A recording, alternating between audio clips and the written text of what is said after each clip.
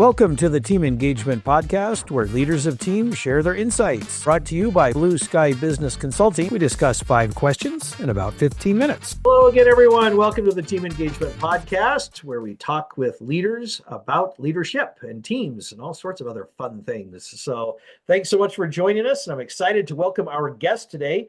This is Ashish Gupta, and he is the CEO and founder of ScaleUpExec.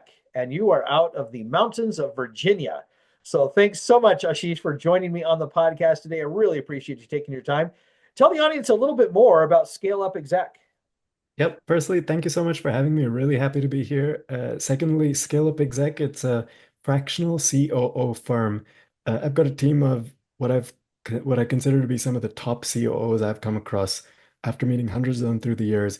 And we dive into all different contexts of small, medium-sized businesses to help them with either revenue growth, cost optimization, or team culture, team performance.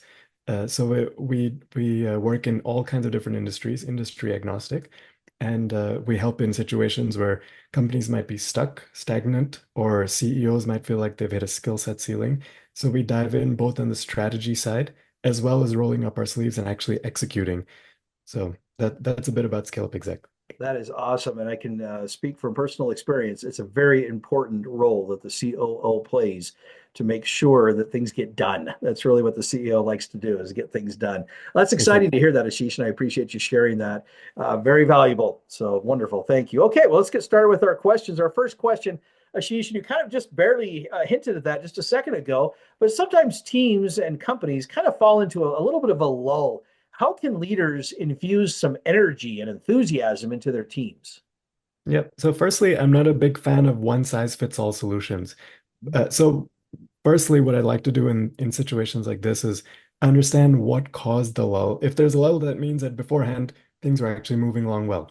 So something has probably triggered that lull. So let's say for your first part of your question, when it comes to teams, maybe there's something that's happened in the culture of the company that has changed that might have caused this.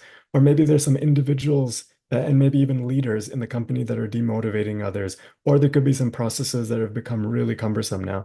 So really trying to understand that if it's in the case of individuals, where an individual is experiencing a lull, then it's good to try and figure out, has their life situation maybe changed? Maybe their priorities are now different than what they used to be. Maybe their motivation level for the type of work that they're doing has actually changed, or maybe they no longer connect with their manager or their team or the environment that they're in. So some of these things, whether on the team side or on the individual side, can actually be solved. And I really believe that, if a leader or a company tries to make a change that can actually impact a person's day-to-day in their company, that's going to be way more impactful in getting them out of a lull versus temporary band-aids like a bonus or recognition or, saying a lot of positive comments to people. And a little side note, when you're a leader in a company, whether that means CEO or just a manager, and say you're facing some tough situations personally in a day, the way you show up to your team cannot be impacted by whatever you're facing personally. So it's kind of nice, like in a remote environment, like right now when me and you were talking, before that you join a call, you can see yourself on the camera. So I usually try and make sure that before I join, I at least look at myself and I have a smile on my face before I join, even if I'm facing a tough situation, because I don't think a team should have to deal with the burdens that you're dealing with. It's an excellent, excellent point. I really appreciate all of that. Good information. I love the idea that it's not one size fits all. Have to go another layer deeper and figure out, okay, what exactly is going on. And I love the fact that you pointed out that by definition, if we talk about a lull, that means there was at some point in the past some momentum going up. So if there's a lull, something happened. Something happened to trigger that. So excellent ideas. I really like that. All right, question number 2. How do you promote learning in either your company, or how do you encourage other companies to promote learning? Yep. So firstly, I guess, what is the point of learning? The point of learning is that you're hoping that learning, something new that you gather, is going to help bring some evolution to either your role or the team. So I feel like whenever there's something that needs to be promoted in a company, firstly, the leader has to be the role model of that. When you're a role model of something, then you can promote it much more easily to others. So an example of something that I've actually tried that worked quite well in a previous company that I was leading was where I wanted to also promote learning and evolution. So what I would do is every 1 to 2 months, I myself would try and learn a new tool, whether it's a software tool, a physical tool, or a process. And if I found that it was relevant to the company, then I'd actually roll it out company wide. And so what it was kind of interesting, what would happen is now every 1 to 2 months, everyone in the company is having to learn something new themselves. And because of that, that creates a different culture. Now you're constantly in the mindset that, oh, there's something new that I'm learning. There's something new that I'm implementing into my day to day. And so now I'm no longer stagnating. And eventually I saw that over the course of a year or two, as people now became uh, into building this new habit of constantly learning, that they themselves were coming up with ideas and innovating in different ways in their own role and job scope. So it's kind of fascinating. You start first as a leader, then you start making a culture by repeating something again and again, like in this case, learning new things. And then now eventually people start exhibiting it and becoming role models themselves. Oh, I like that. You are leading by example. You're kind of inspiring them by showing them, hey, this is something that I've learned, and we're going to implement this, or at least something related to that. I love that. And I like that you talk about evolution, trying to make things better and within their own roles. Love those answers. Those are great information. Hmm. All right, question number 3. What's one tip that you would offer to help people with delegation, which is a tricky thing for some people? Yeah, it's very, and this is something we deal with day in, day out as fractional COOs. And we jump into many contexts where the CEO has been there for 5, 7, 8 years, and they've got a set of things that they like to do, even if they're things that they really should not be doing.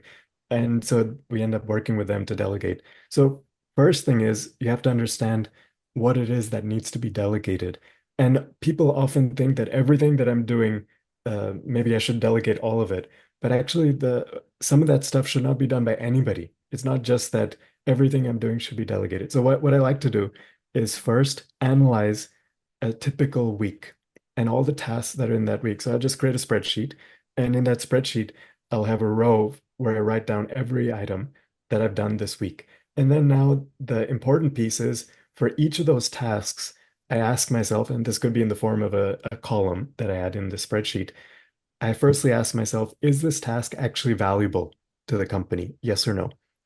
And the second question I ask, which could be in a third column, is am I uniquely positioned in the company to be doing this task? So now let's say I find myself spending 30 minutes in the week doing bookkeeping tasks. So I'm going to ask myself, is this actually valuable for the company to do? And in many cases, bookkeeping is actually very valuable. So that might be a yes. And then now, secondly, am I uniquely positioned in the company to be doing this task? Is it critical for me to do it? Is there some value that just I have in this business and that nobody else has or should be doing that makes it important for me to be doing bookkeeping work? Most of the cases for bookkeeping, it's not that valuable for a CEO or a leader to be doing that. But the results of that bookkeeping, the reporting and financial analysis that's needed, that might be interesting or relevant for a leader to be involved in. So I think this is important. You first analyze everything you're doing. Secondly, ask yourself, is it actually valuable? Because you might find that some of these tasks shouldn't be done by anybody, not just you, but shouldn't be done by anybody. And so I should figure out a way to get rid of it. And then thirdly, am I uniquely positioned in the company to be doing this? If I find that somebody else can actually do it and it doesn't have to be done by me, now I'll come up with a transition plan. I'll train that other person up. I'll have, and I'm there to support them in their success in taking over this role. I love that approach. I love the advice that you're giving is basically figure out what needs to be delegated, if anything at all. I mean, there's always going to be something, but really get clear on what needs to be delegated, what things needs to be retained, and then what things might be automated or not done at all. I love that approach because I think that is so critical to make sure that we're really clear in what it is that's being delegated, and then you can identify to who it needs to be delegated to or to what it needs to be delegated to. I really like that. Thank you so much for sharing that. Okay. Um, how for question number 4 here, Ashish, how would you communicate the vision and purpose of the company to your employees? How is an effective way to do that to help them understand that? Yep. Good question. I think one of the most valuable ways to communicate is not actually verbally, but it's more through action. And a purpose I've often found becomes real when it flows into how business operates day to day. So, for example, I'll give you a couple of examples. So, let's say if a part of your vision is to have an innovation-based culture where people are always thinking of how to not stagnate and how to do things better, whether it's even a system or process or it's creating new products or services. So one thing you could do is in a team meeting, let's say you have a team meeting every week or two, you actually allocate 10 minutes of that team meeting to take one topic in your business, let's say a specific process that many people are involved in. And you take 10 minutes where you together as a team brainstorm how you can improve that process. And so now you're actually putting into action this concept of innovation by everybody brainstorming real actionable things day to day. A second example. So let's say if you're a mission-based purpose, your company has a mission-based purpose. For example, you're trying to reduce animal cruelty through offering vegan products. So now one thing you could do that's actionable is you actually work with your customer service team to develop a language or a voice that they can use. And then now you flow different scripts. Like let's say there's common questions that come into customer support.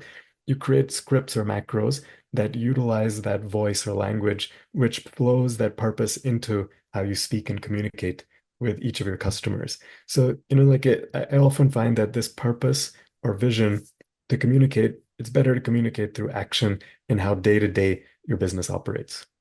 I really like that you actually, in the one example at least, you bring in and talk about it and say, make it actionable, make it connected to everyday activities. I think that is so critical. The vision sometimes for a lot of leaders, it becomes this ambiguous thing that just kind of exists because they think they're supposed to have it.